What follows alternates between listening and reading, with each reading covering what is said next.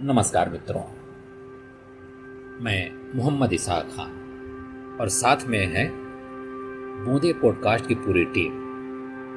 बूंदे podcast team की ओर से आपका हार्दिक स्वागत है। अब एक कविता है, इसे आप सुनकर अनुमान लगाइए कि हम किसे नमन कर रहे हैं, किसे याद कर रहे हैं। धुंधली हुई दिशाएं छाने लगा कुहासा, धुंधली हुई दिशाएं छाने लगा कुहासा, कुचली हुई शिखा से आने लगा धुआंसा। कोई मुझे बता दे क्या आज हो रहा है, मुंह को छिपा तिमिर में क्यों तेज रो रहा है। दाता पुकार मेरी संदीप्ति को जिला दे, दाता पुकार मेरी संदीप्ति को जिला दे, बुझी हुई शिखा को संजीवनी पिला दे।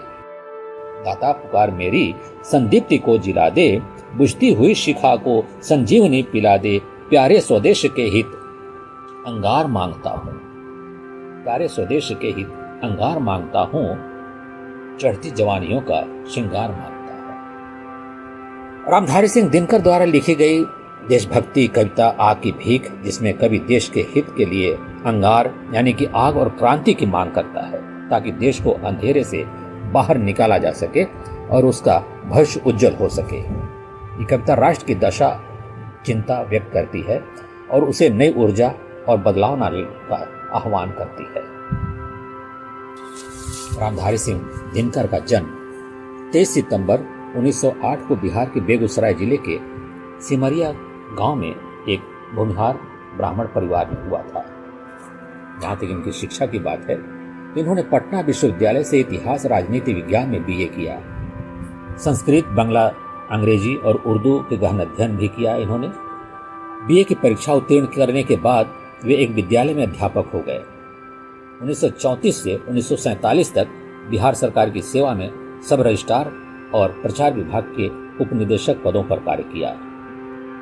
भागलपुर विश्वविद्यालय के कुलपति के पद पर 1963 से 1965 के बीच कार्य किया और उसके बाद भारत सरकार के हिंदी सलाहकार बने। रामधारी सिंह दिनकर जी को पद्म भूषण की उपाधि से अलंकृत किया गया था। उनकी पुस्तक संस्कृति के 4 अध्याय के लिए साहित्य अकादमी पुरस्कार और उर्वशी के लिए भारतीय ज्ञानपीठ पुरस्कार भी मिला। अपनी लेखनी के माध्यम से वे सदा अमर रहेंगे। चाहे भले ही उनका देहावसान 24 अप्रैल 1974 को हो चुका है, लेकिन साहित्याकाश के वो एक चमकते सितारे हैं। उनकी कुछ प्रमुख रचनाओं की अगर हम चर्चा करें तो उनमें कुरुक्षेत्र 1946 में प्रकाशित महत्वपूर्ण रचना है, जिसके लिए दिनकर जी को सम्मान मिला था। उर्वशी ये मानवीय संबंधों पर आधारित है और इसके लिए दिनकर जी को प्रतिष्ठित ज्ञानपीठ पुरस्कार से सम्मानित किया गया था। रश्मि रथी उनकी एक और दिल को छू लेने वाली रचना है। ये रेणुका और हुंकार ये राष्ट्रीय आंदोलन से जुड़ी रचनाएं हैं, जिन्होंने लोगों में जागरण का संचार किया। रसवंती और द्वंद्व गीत।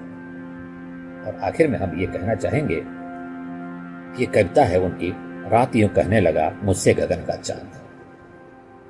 रात यूं कहने लगा मुझसे गगन का चांद, आदमी भी क्या अनोखा जीव होता है। उलझने अपनी बनाकर आप ही फंसता है और फिर बेचैन हो जागता न सोता है।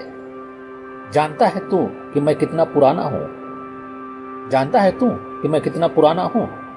मैं चुका हूं देख मनु को जन्मते मरते, और लाखों बार तुझसे पागलों को भी चांदनी में बैठ सपनों पर सही करते। रात यूं कहने लगा मुझसे गगन का चांद। इन्हीं पंक्तियों के साथ हम इस ओजस्वी कवि को अपनी श्रद्धांजलि अर्पित करते हैं, नमन करते हैं और आपसे अनुमति चाहते हैं, इस उम्मीद से कि आप अपनी प्रतिक्रियाओं से हमें अवगत जरूर कराएंगे। नमस्कार।